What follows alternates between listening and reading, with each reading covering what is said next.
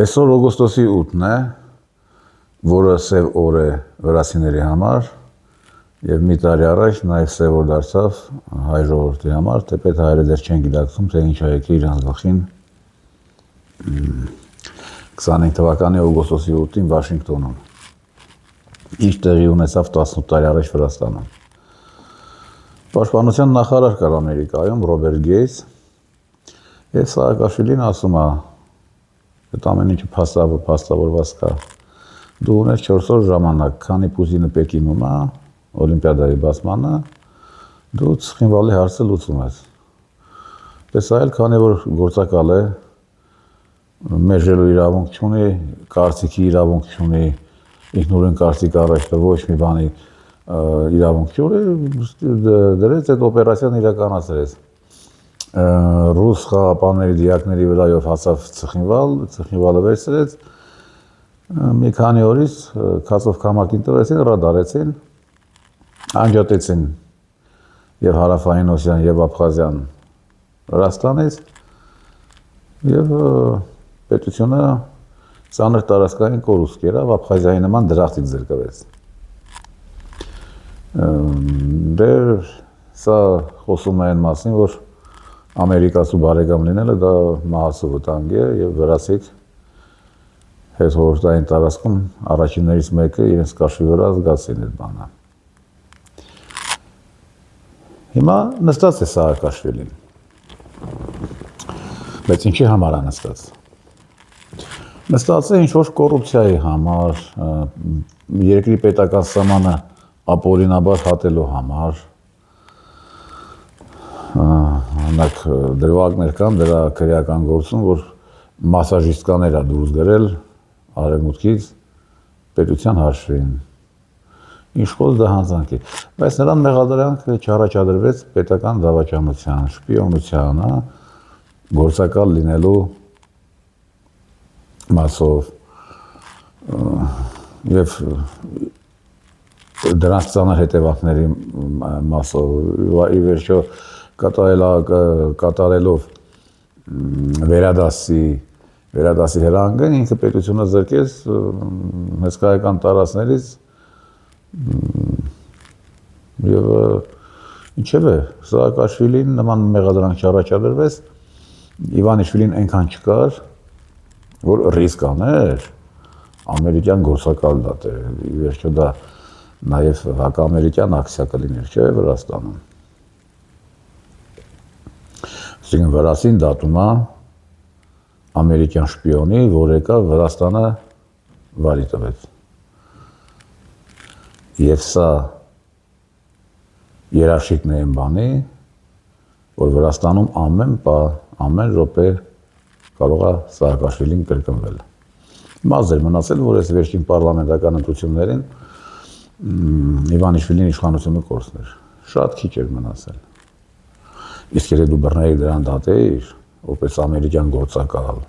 որպես վրաց ժողովրդի թշնամի, դուք ինչ եք պատկերացնում, ամերիկյան գրանցակիրները Վրաստանում գոնե 100 հոգի կհավաքեին։ Իհարկե ոչ։ Նույնը տեղի կունենա Հայաստանում։ Ուշ թե շուտ, եթե սրան դատեն, եթե չհասցրես ճողոպել, սրան իհարկե ոչ ոք գրիշ չի անի, մեղադրանք ներկայացնել, առաջադրել որպես ամերիկյան կամ անգլո-ամերիկյան գործակալի։ Ոչ ոք այդ ռիսկը չի անի։ Սրանք կդատեն կնգա չարաշահումների համար, դրամաշոշության համար, կաշառակերություն, դեղ ապօրինի ձեռնարկատիրություն, ծխախոտի կանտրաբանդա, որով սրանք ամուսիններով զբաղվեցին կովիդի ժամանակ, ինչ ասես, բայց ոչ երբեք որպես գործակալ Հայաստանին հսկայական վնաս հասցված, ինչը ինչպես եւ Վրաստանի պարագայում կնշանակի, որ Հայաստանը ամեն րոպե դատապարտված է երկրորդ նիկոլ ունենալու եւ անպայման տեղի կունենա։ Սա ինչ է նշանակում։ Նշանակում է, որ Հայաստանում ապրելը վտանգավոր է։ հայ ժողովրդի համար հայոց պետականությունը դա սարսափելի մեծ վտանգ է։ Սարսափելի մեծ վտանգ է։ Որովհետև մենակ անկախ Հայաստանի պայմաններում հայերին ցեղասպանում են, հայրենազրկում են։ Խոսքը մեծ եղերնի մասին չէ, դա լրի ուրիշ բան է։ Բայց մեր ցեղասպանության մինչև 23 թվի շարունակվելը դա բացառապես Հայաստանի անկախ առաջին հանրապետության գործունեության արդյունք էր, չէ՞։ Այսօր կարծում մի հատ հայ չի մնացել։ Դրանց է Մուստաֆա Քեմալը հանեց։ Իսկ Մուստաֆա Քեմալն չի էր բանն արեց, որովհետև հայերը պատերազմ սկսեցին անգլիացիների դրդմամբ, թուրքերի դեմ պատերազմը պարտվեցին։ Հայաստանը դարձրին 10,000-անոց տարածք։ Հետո ռուսներն եկան տարածքը 3 անգամ շատացրին, հայ ժողովուրդն է որոշեց, որ ռուսները թուրքերի հետ իրենց հողերը կիսել են։ Եվ այդ խելքով ապրում են մինչև հիմա։ Կամ եթե անկախ հայոց պետականությունը չլիներ, իսկ անկախ հայ պետություն դա նշանակում է պարտադիր բազմավեկտոր պետություն, բայց արևմտյան շեղումով մի քիչ սիմպաթիաները դեպի արևմուտք։ Իհարկե Փաշինյան Նիկոլը երկիրը միավեկտոր չէր դարձնի, Թավշյավոյի բռն հեղափոխություն չէր իրականացնի, Արցախը չէր կորի եւ ինչեւ է, այսինքն իհարկե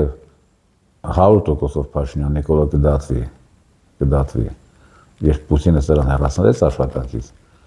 կդատվի, եթե չհասցնի երկրից թռնել։ Բայց ես էլի եմ համոզված, որ սրան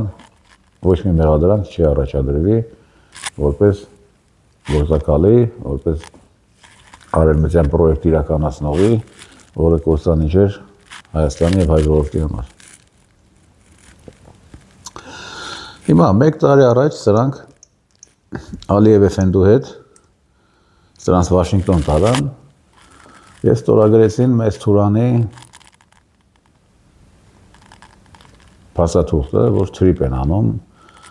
դե Թրամփն է քանի որ 80 տարեկան էշա 8 տարեկանի խելք ունի,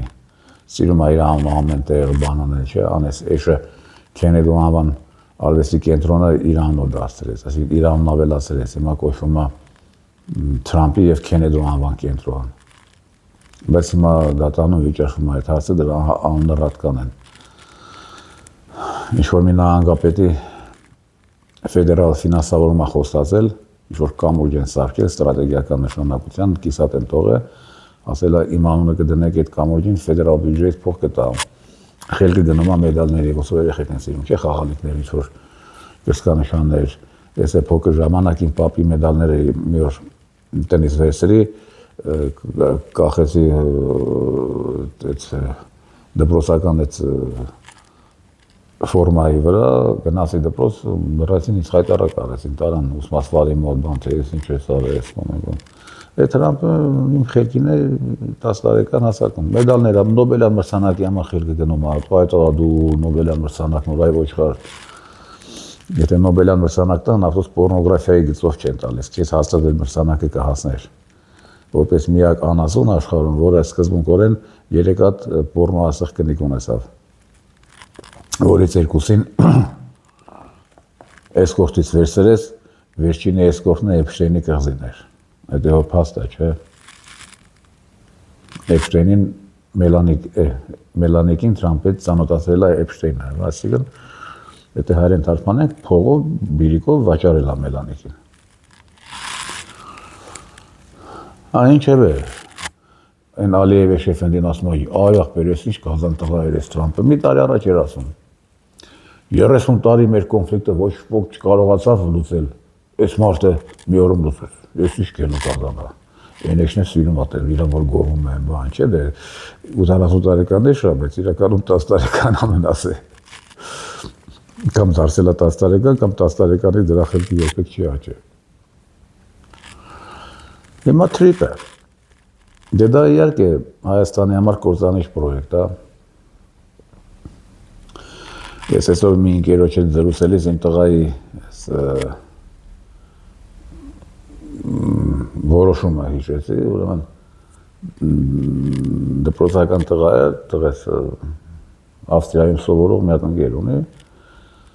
տաղանդավոր դաշնակահար, իրանք իրար համար որոշել են, որ պետք է գնան օգոստոսի Լենինգրադ։ Ես այս վերջերս եմ իմացել, որ դրանք Լենինգրադ պետք է գնան։ Մեր երեխեն ռուս գրականությունը շատ սիրում, բան ուզում է գնա Դաստոևսկու ապրած տեղերը, քայլած տեղերով բանաներ ստանալ։ Լենինգրադ պետք է գնան։ Լավ, ո՞նց պետք է գնա Լենինգրադ։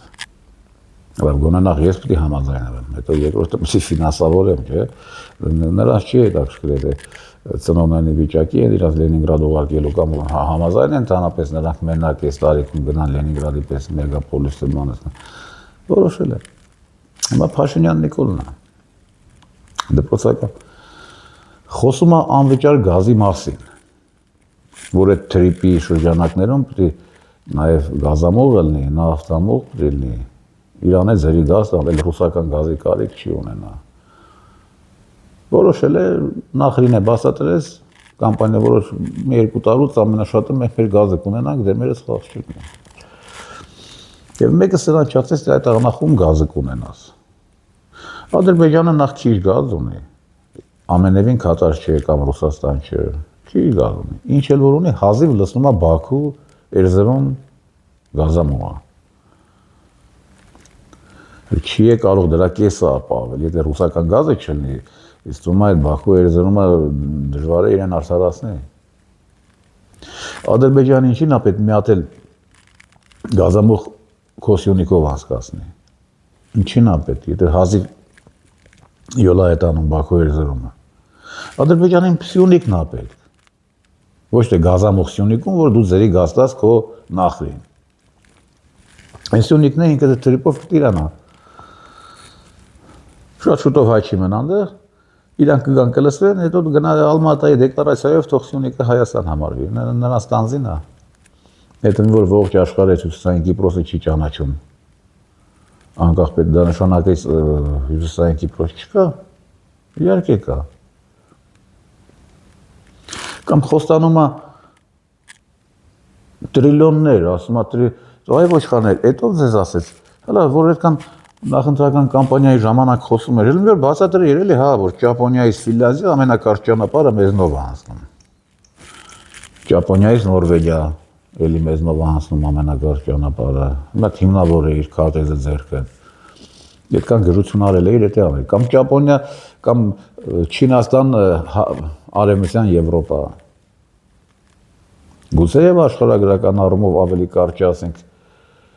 Չինաստանից Ճապոնիայից Աֆրիկա կամ Միջին Արևելք։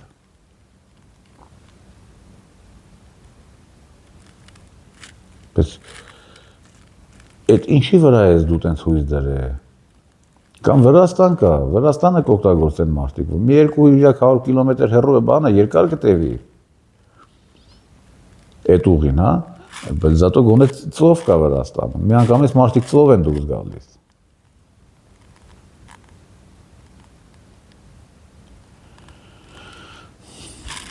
Նորից եմ ասում, այդ թրիպը չունի որևէ տնտեսական հիմնավորում, որևէ տնտեսական նպատակահարմարություն։ Դա ունի ընդամենը աշխարհաքաղաքական նպատակահարմարություն, քանի որ ուղղված է Ռուսաստանի, Իրանի, Չինաստանի դեմ։ Իսկ հայ նախրին ասում են, թե դու ձերի գազ կունենաս, դե նայում ում գազը կունենաս ձերի։ Եվ այս առիթով գրագետ, ինտելիգենտ, բայց սարսափելի տղեր ժողովարդապետ այսօր ցես բան ա գնում։ Սիրելի ժողովուրդ, Հայաստանի Հանրապետության սիրելի քաղաքացիներ, էլ հպարտ քաղաքացի չի ասում։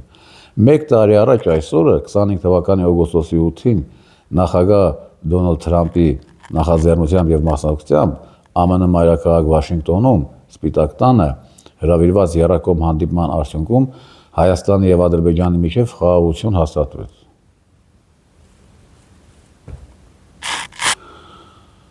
Այս Ալիևի ասածն է, էլի որ այս կոնֆլիկտը մենակ Թրամփը մի օրում։ Հիմա արդեն օգոստոսի 8-ի հանդիպում անվանում ենք խաղաղության գագաթնաժողով։ Ես այս տգետին առաջարկում եմ մի օր ուղիղ եթերում գագաթաժողով բառը ճիշտ գրի, էլի։ Գագաթնաժողով բառ չկա հայերենում։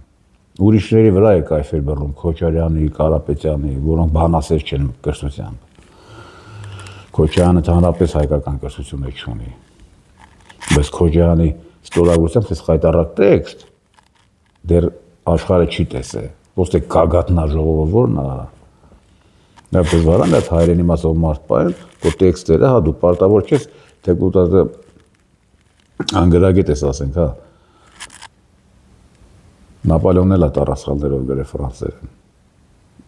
Պրոսպեր Մերմեն ասում է, մի էջում 42 սխալ է թույլ տվել, պատմվածք ունի դա։ Բայց այն մարդու ստորագրությամբ թե սաղմախություն դուրս չէր գա, առանց սրբագրիչ պայեք, քո տեքստերը գոնե բանանի։ Դե պետք չեն բացառում սրբագրիչն է կա, ուղղակի սրբագրիչն էլ է տգետ։ Դե նախկին իշխանությունները ամեն ինչ արին, որ ավերեն, չէ Հայաստանի կրթական համակարգը։ Եվ այսօր հայ բանասերները գրում են գագաթնաժողով։ Չէ՞ թողնեցի մի օր ուղիղ եթերում փորձի գրել գագաթաժողով բառը ճիշտ, եւ հետո բացատրի իր ընտրողին, թե խիա ամբողջ կյանքը սխալ գրել։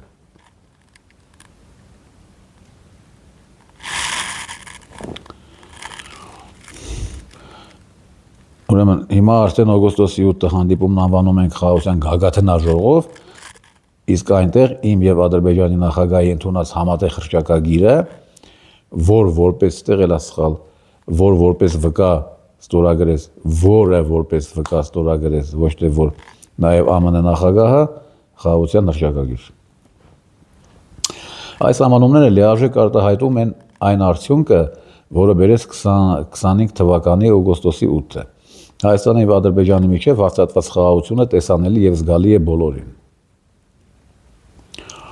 Իրոք, Հայաստանի կործանումը բոլորին տեսանելի է։ 26 թվականի հուլիսի 7-ի խորհրդարանական ընտրություններում Հայաստանի քաղաքացիները ոչ միայն վստահության քվե տվեցին խաղաղությանը, այլև տեր կանգնեցին խաղաղությանը։ Սա իհարկե չի նշանակում, թե խաղաղության օրակարգի իրացման ճանապարհին վերջնական հանգրվանի ենք հասել։ 25 թվականի օգոստոսի 8-ին Վաշինգտոնում 3 ղեկավարների ներկայությամբ Հայաստանի եւ Ադրբեջանի ԱԳ նախարարների կողմից նախաստորագրված Հայաստանի եւ Ադրբեջանի միջև խաղաղություն եւ միջպետական հարաբերություններ հաստատելու մասին համաձայնագիրը սպասում է իր ստորագրմանն ու վավերացմանը։ Հայաստանի եւ Ադրբեջանի միջև սահմանազատումը դեռ պետք է տեղի ունենա։ Մեզ բոլորի շատ հուզում եւ անհանգստացնում է մեր հայրենակիցների Ադրբեջանում անազատության մեջ լինելը։ Ինքն է փռու տվել բոլորին գիտե։ Բայց ակնհայտ է, որ 25 թվականի օգոստոսի 8-ը սահմանագիծ է եւ Հայաստանի Հանրապետության պատմությունը կարող ենք բաժանել դրանից առաջ եւ դրանից հետոյի։ Այստեղ է հաստատ քերականական սխալ կա, ես ուղղակի բանասեր չեմ, հայկական դպրոց չեմ սովորել, ձեզ կմնամ։ 25 թվականի օգոստոսի 8-ից առաջ մեր պետությունը փակուղու մեջ էր, իսկ 25 թվականի օգոստոսից հետո մեր առաջ բացվել են անծայրածիր հեռանկարներ։ Անծայրածիր էլ այդ իմացած գոյություն չունեցող գազն է, գոյություն չունեցող տրիլիոնը։ Հետո մեր առաջ բացվել են անծայրածիր հեռանկարներ, դրանցից օգտվել չօգտվելը կախված է մեր հավաքական կամքից, մեր իմացությունից ու աշխարհն ու մեր պատմությունը սովորելու ընդունակությունից։ Հենց սրանում է Վաշինգտոնի խաղաղության գագաթնաժողովի մեծագույն քաղաքական եւ սոցիալ-հոգեբանական արդյունքը։ Մեր պատմության ղեկը կրկին հայտնվել է մեր ձեռքում։ Այստեղ երևի ճիշտ է ասում։ Իրոք հայերի ձեռքում է հայտնվել պատմության ղեկը, իսկ հայերը միշտ իրենց կործանում են, չէ՞։ Անկախ Հայաստանի պայմաններում դա փաստ է։ Սա չի նշանակում, թե ճանապարհը կատարյալ է եւ առանց վտանգների։ Սա նշանակում է, որ մեր որոշումներն են մեր հետագա ճակատագիրը կանխորոշող առաջնային գործոնը, ու սա պատմական շրջադարձ է։ Նախորդող շրջանը եւ ազգային ժողովի ընտրությունների արդյունքները գալիս են համոզելու։ Մենք կարող ենք, մենք ի վիճակի ենք, որպես պետություն եւ ժողովուրդ տեր կանգնել մեր ճակատագրին։ Եվ սրա համար ուզում եմ շնորհակալություն հայտնել բոլորիդ ու յուրաքանչյուրիդ Հայաստանի Հանրապետության սիրելի քաղաքացիներ։ Վաշինգտոնի խաղաղության գագաթնաժողովի կարևորագույն արդյունքներից է Թրամփի ուղի հանուն միջազգային խաղաղության եւ բարեկեցության TRIP նախագիծը, որը ոչ միայն Հայաստանի շրջափակման վերջ է դնելու շատ մոտ ապագայում, ոչ միայն դառնալու է Հայաստանի ու տարածաշրջանի տնտեսության առանցքը, դա ուռոդա էլ ինչ ասես, այլև օգնելու է, որ Հայաստանն ու Ադրբեջան իրար սկսեն ընկալել ոչ թե որպես խոչընդոտ, այլ որպես ճանապարհ, որպես դրացի։ Առաջիկայում մենք կսկսենք TRIP նախագծի գործնական իրականացումն ու սա դառնալու է տարածաշրջանային ու միջազգային մեծ իրադարձություն։ Սիրելի ժողովուրդ, Հայաստանի Հանրապետության սիրելի քաղաքացիներ, Հայաստանի եւ Ադրբեջանի հավատարմության չհակամարության էջը փակված է, խաղաղությունը հաստատված է եւ այն ահա ձեր աչքի առջև է, ձեր կյանքն է ու առօրյան, որևէ խաղաղություն հաստատելը հեշտ չէ, հեշտ չի եղել նաեւ մեր խաղաղության հաստատումը, բայց ցանկացած խաղաղությունը փլուզելն ու իջիկ դարձնելը չափազանց հեշտ է։ Սա էլ է ճիշտ ասում, ինքը եկավ խաղաղ է իրոք, 20 տարի խաղաղ ենք ապրել։ Ղարաբաղը մեր համար ոնց որ հարևանի բոստանն էր, գնում գալիս էինք։ Եկավ տեսակ չէ ինչ արեց, իջիկ արեց։ Եվ դա կարելի անել շատ արագ ու հարց է, այդ պարագայում կհաջորդի արդյոք 35 տարի անց նորից հաստատել խաղաղություն։ Այսօր շատերը, ոմանք նպատակադրված, այստեղ կարևոր բան ասում, ոմանք էլ ակամա գործում են խաղաղությունը փլուզելու տրամաբանությամբ, եւ այս գործունեությունը երբեմն քողարկվում է բարեհունչ կամ հայրենասիրական ծխածածկույթի ներքո։ Ուզում եմ ասել, առանց ԵԹՎ թանկի խաղաղություն անշրջելի դարձնելու համար անհրաժեշտություն է Լեռնային Ղարաբաղի հայերի վերադարձի եւ Ադրբեջանից հայ փախստականների վերադարձի իրավունքի մասին ստորակետ, իսկ Ադրբեջանում Ադրբեջանի եւ արևմտաադրբեջանցիների վերադարձի իրավունքի մասին խոսույթները չշարունակելը։ Ուրեմն տեսեք,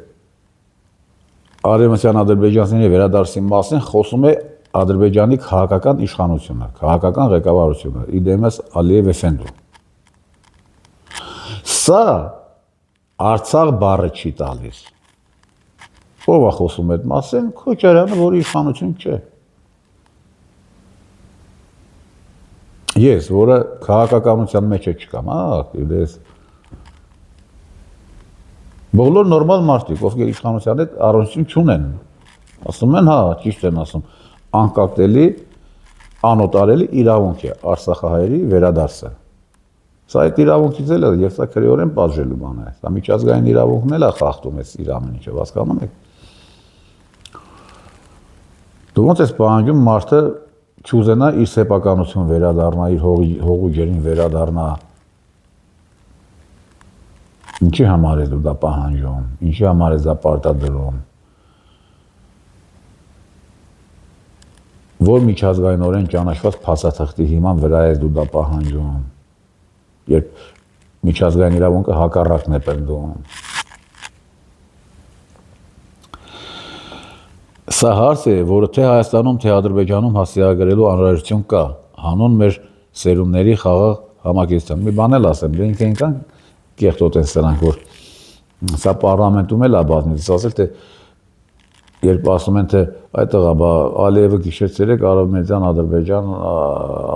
ադրբեջանցիների պետք վերա, ասում է դուք էլ եք խոսում։ Եվ մեկը չասեց սրան պարլամենտում, թե այդ տղա, պետության ղեկավարն անդեղ այդ բանը խոսում։ Դու այդ բանը ստեղ չես ասում։ Սա Ալիևի հռետորաբանությունը հավասարեցնում է Քոչարյանի հետ, երբ Քոչարյանն ով է այս երկրում։ Ընդդիմադիրներից մեկը տուժած, որը վաղը էլի պիտի գնա նստի։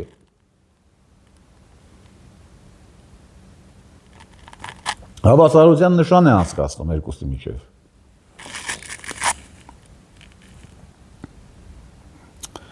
Կեսե խաղաղությունը։ Սա հիմա Զավեշտ է, չէ՞ որ երկու ժողովուրդ, հայերն ու վրացիք, այդ երկուսի համար օգոստոսի 8-ը կործանման օր դարձավ։ Հայերը դեռ չեն հասցրել կործանվել, բայց ամեն ինչ գնում է դրան։ Եվ այսօր ես որպես ոչ տգետ, որպես ինչ ասեմ, չեմ կարող սրանց հետ համատել, որպես ոչ տգետ նորմալ հանձնավորություն, ես ասում եմ, թրիպը չի կարող կայանալ։ Միլիարդ է ծախսեն կամ չսկսեն այդ ուղղակի չի կայանա։ Ուղղակի այդ չկայացման պրոցեսը ինչ կնստի հայ ժողովրդի վրա։ Շատ հնարավոր է այդ չկայացման պրոցեսում Սյունիքում հայ չմնա։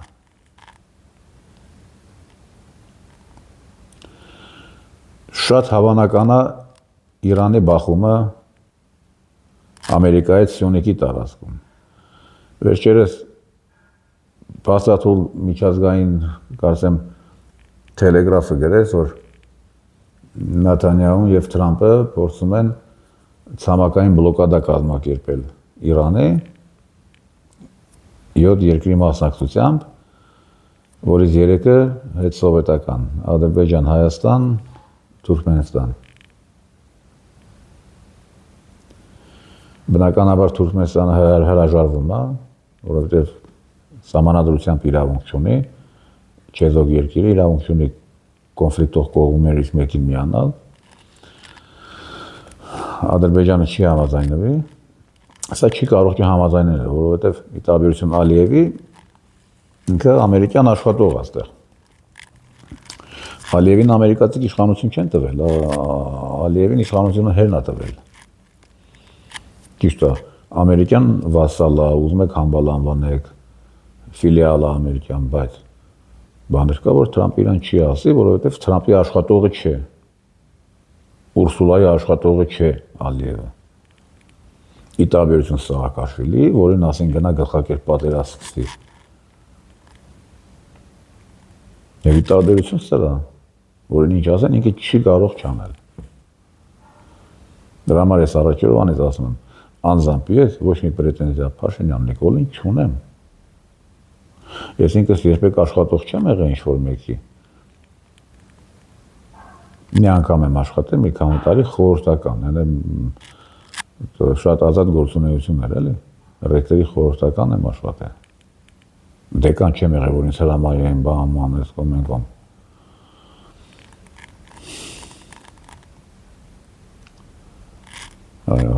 Բայց ես հասկանում եմ աշխատողի վիճակը ինչ է։ Հետևաբար հայ ժողովուրդը, քանի որ իրոք տգետ է,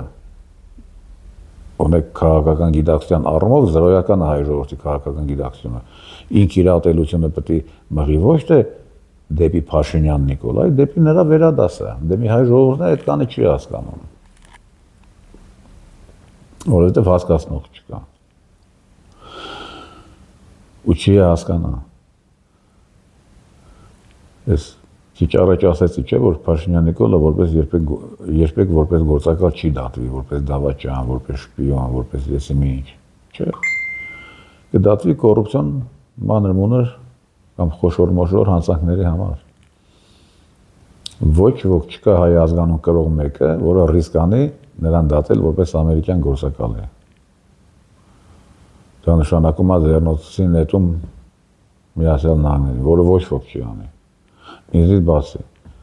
Ես երբեք չեմ հավակնում Հայաստանի ղեկավար աշխատելու, համարում եմ, որ սա ապերախտ ազգա, սրան լավ բան անել չի կարելի։ Ով լավ բան արեց սրանց համար, թե Գրիբայեզովը, թե Միասնիկյանը, թե Միկոյանը, սրանց կողմից անիծվեց։ Ես որ ապուշ եմ, գնամ սրանց համար լավ բան անեմ։ Այն օրվա 10 ժամը, որ պիտի ծախսեմ սրանց համար աշխատելու, ինձ վրա կծախսեմ։ Ինչին է պետք։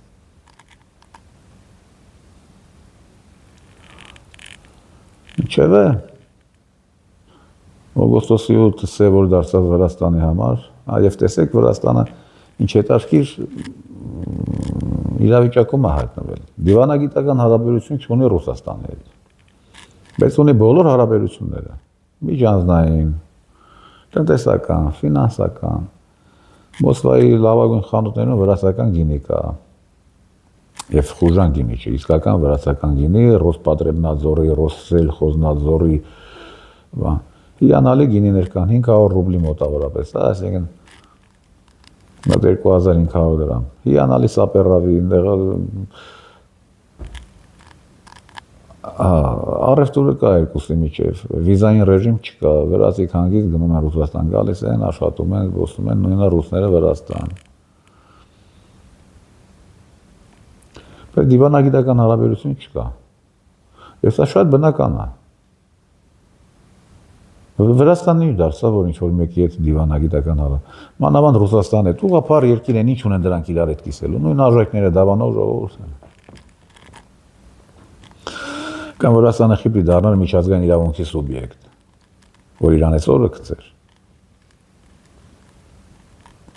Հիանալի ապրում է։ Դարսի է եկե։ Եվրոպա երբեք էլ չի վերադառնա արևմտյան ծիր, որովհետև դա կործանի չէ նրա համար, Վրաստանի նախկին վարչապետերից մեկը պատմեց, չէ, մեզ պարտադրում էին երկրորդ ֆրոնտ բացել Ռուսաստանի դեմ, մենք էլ ասում ենք, դե քանի օր կդիմանան, ամերիկացիք ասում են 3-4 օր, բա հետո ինչ անենք, դե ասում են հետո պարտիզանական կռիվ կսկսեք, մենք էլ ձեզ կօգնենք, ոնց որ անգլիացիք օգնում էին Կովկասյան ցեղերին։ Եղբայրական Թուրքիայի տարածքով զենք փող ինչ ասես գալիս էր Սևծովի ափը, եւ մինչև Ռուսաստանը Սևծովին լրիվ չտիրացավ, Կովկասյան պատերազմները չվերջացան։ Փակեց այդ Սևծովը անգլիացիների համար, թուրքերի համար, եւ շատ արագ դաստիարակեց իր Կովկասյան ցեղերին։ Նույն բան արեց Պուտինը, երկրորդ չեչենական պատերազմը ոնց վերջացրեց, շատ բան չարեց, մի բան արեց, որի մասին ոչ ոք չի ֆայմում։ Հիմա ֆայմեցնեմ, ռազմական փորձագետները թողոց են, թե ոնց ավարտվեց երկրորդ չեչենական պատերազմը։ Պուտինը փակեց Պանկիսի կիրճը, իսկ Պանկիսի կիրճը ինչ էր։ Պանկիսի կիրճով չեչեն տերորիստները Վրաստանով գնում էին Թուրքիա, բուժվում էին, հանգստանում էին, վերադառնում էին, էլի շարունակում էին իրենց կռիվը։ Փող էր գալիս, զենք էր գալիս։ Եվ այդ ամեն ինչը Սաուդյան Արաբիայի փողերով, հիմնականում, ՑՌՈ-ի ղեկավարությամբ։ Փողը տալիս էր Սաուդյան Արաբիան, ղեկավարությունը իրականացնում էին ամերիկացիք, Վրաստանն ու եղբայրական Թուրքիան տրանզիտով են ապահովում։ Պուտինը այդ կիրճը փակեց, չեչեն տերորիստները մնացին Կովկասում փշալարից կախված։ Մի քանի տարվա ընթացքում բոլորին կոտորեց, արդեն չեչենների ձեռքով։ Այսօր ամենադինամիկ զարգացող ռեգիոնն է Ռուսաստանը։ Առանց որևէ չափազանցնելու Դուբայի պես քաղաք է դարձել Գրոզնին։ Բա։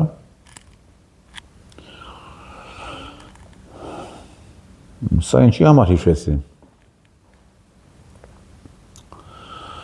Հա։ Շիկն դա է արևմուտքի պատկերացումը Վրաստանի եւ Վրաստանի դերի, ասում է գնացեք պատերազմը կորտորվեք, որտեղ մենք ենք տենց ուզում, մեզ դա պետք է։ Հետո այդ պարտիզանական պատերազմ կանեք, էլի։ Ոնց որ չեչեններ 50,000 չեչեն կոտորվեց։ 50,000, դա փոքր ազգ է։ Շատ մեծ թիվ կոտորվեց։ Նույն բանը Վրաստանն է, նույն բանը Հայաստանում եւ Փաշինյան Նիկոլը չի կարող սրանց որևէ հրահանգ չկատարել, որովհետեւ բացատրեցի տարբերությունը սրա եւ Ալիևի ու Իվանիշվիլիի միջև, Իվանիշվիլին ամերիկյան աշխատող չէ։ Իվանիշվիլին ինչ ասեց, ախպեր ջան, մի խանգարեք։ Ես սրան հաղթեմ, ես էլ եմ ձեր ինչ տարբերություն։ Ամերիկացիքի ուրախացան ասեն, դե ախպեր, լավ, այլ մենք փող չենք ծախսի այդ վրացական ռեժիմի վրա, Իվանիշվիլին իր անձնական փողը կծախսի։ Տեսել եշեշ Ռուսաստանն իր բոլոր ակտիվները վերացրեց, արևմուտք տարավ, մտավ քաղաքականություն։ Այսօր արևմուտքում Իրանից 2 միլիարդ խլել են, իրենց չլսելու համար։ Եվ նույն ճանապարհով փորձում էին մեր ընդդիմադիրները գնալ։ Քոչարյանը շատ վաղուց էր այդ կուտը տալիս, Կարապետյանը բացահայտ տվեց։ Ախորտին ուղարկեց Ամերիկա, Տակեր Կարլտոն, բան։ Գնացին ասին, որ ախպեր ջան, Մենք էլ ենք թրիփ սիրում, մենք էլ ենք արևմտական, մենք էլ ենք դիվերսիֆիկացիա ուզում, մեզ էլ է մի անվտանգության երաշխիքը մեզ քիչ է, շատ ենք ուզում, ուղղակի թողեք Փաշինյան Նիկոլին հաղթենք, էլի մի խանգարեք։ Բայց ամերիկացիք չհամաձայնվեցին, չէ՞ մերժեցին։ Չէ, ախպեր ջան, փորձած թանան, փորձ մասնից լավ է մեզ համար։ Մանավանդ մի անգամ քաշվեցին Յանուկովիչից։ Յանուկովիչը 10 թվին ինչ արեց էշա։ Վազեց ամերիկյան դեսպանի մոտ, ախպոր պես ձեր տեխնազուն 4-րդ տեղն է, դրան շատ զոր կլինի բերեք երկրորդ տեղ, հետո մի հատ Մայդան անեք։ Ну я Յուշենկոն է, ես չեմ, նույն բանը ես կանեմ։ Արեց ու խապեց։ 13 թվին ինքը խապեց, Յուշենկոյի գործը չարեց։ Հրաժարված Եվրայիտ ասոցիացումից ամերիկացիքը Օբամայի մակարդակով նրան մահապատժի դատապարտեցին, Մայդան արեցին, իր իշխանությունը տապալեցին, իրան է ֆիզիկապես պիտի վերացնեն եւ դրա անիմաց կյանքը փրկեց Ձյումինը։ Ըստ ամենայնի Ռուսաստանի հաջորդ նախագահը, որ այն ժամանակ Շոյգուի տեղակալներ, հետո Պուտինը ուղարկեց մի քիչ քաղաքացիական կյանքով ապրի Տուլայում գուբերնատորը, մի բերել է նրան այստեղ Կրեմլում օգնականի կարգավիճակ։ Այսինքն ինչ ստացվեց։ Եվ չէր ստացվի, որովհետև ամերիկացիք, ընդհանրապես անգլոսաքսերը մի անգամ են սխալվում։ Նրանք սապյորի սկզբունքով են ապրում։ Մի անգամ է սխալվում։ Էրիկա։ Յանուկովիչին տեսան։ Դրա համար երբեք իրեն գործակալներին, որոնք շամպես են իրենց լսում, երբեք չեն փոխարինի ոչ մի Իվանիշվիլի հետ արդեն, ինչ-որ Կարապետյանի հետ, ոչինչ 2 կոպեկ շատ փող կծախսեն Հայաստանի վրա, բայց գոնե գիտեն իրենցն է։ Որ Կարապետյանն է որպես նորմալ մարդ նստի հաշվի, որ ամերիկյան մոդուլը կործանի չէ Հայաստանի համար եւ շատ թանկ եւ հրաժարվի այդ մոդուլից գնա հայ ժողովրդի շահերից ելնելով Ռոսատոմի այդ գործ բռնի ատոմակայանի շահագործումը շարունակի երկարացնի կամ նորը կառուցի Ամերիկացու տանձին պետք է դա դրա համար Փաշինյան Նիկոլն ինչքան լավ է իրանց համար մոդուլն է կբերի 5 անգամ թանկ, որում ոչ միտեղ չփորձարկված մոդուլ, ոչ ոք դրա աշխատելը չի տեսել, հայերի գլխին պետք է փորձարկեն դա։ Այսպես բաներ։ Ինչև է վտանգավոր է ապրել անկախ Հայաստանում, որովհետև անկախ Հայաստանը միշտ լինելու է բազմավեկտերն է, ուր շուտ դառնալու է միավեկտերն է, մեզ բերելու է այս վիճակին։ Բայց թե ապրենք, այս վտանգավոր պայմաններում, ուղղակի բոլոր նորմալ մարդիկ թող մի քիչ զգոն լինեն, որովհետև ասում են հայրենիքից թանկ բան չկա։ Դա ապուշություն եմ համարում, որովհետև եթե հայրենիքը սպառնալիք է քեզ,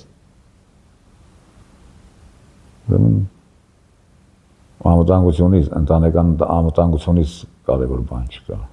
Եթե հայրենիքը քեզ սպառնալիք է, ես այսօր համարում եմ Հայաստանի Հանրապետությունը ինձ սպառնալիք։ Ինձ եւ բոլորին, հատկապես սյունեցիներին, որոնց շատ քիչ է մնացել վայելել իրենց սյունած լեռները։ Անկախ նրանից թրիպը կսկսեն կառուցել, թե չեն սկսի, շատ քիչ է մնացել։ Իսկ հետագայում բանդերականների սպանդը երբ ավարտվեց եւ Ռուսաստանի Դաշնությունը սկսեց ապամոնտաժել Ստալինի սխալները, խմբագրել Ստալինի խայտառակ սխալները, Ղազախստանից ստեղծում ինչ-որ Ադրբեջան,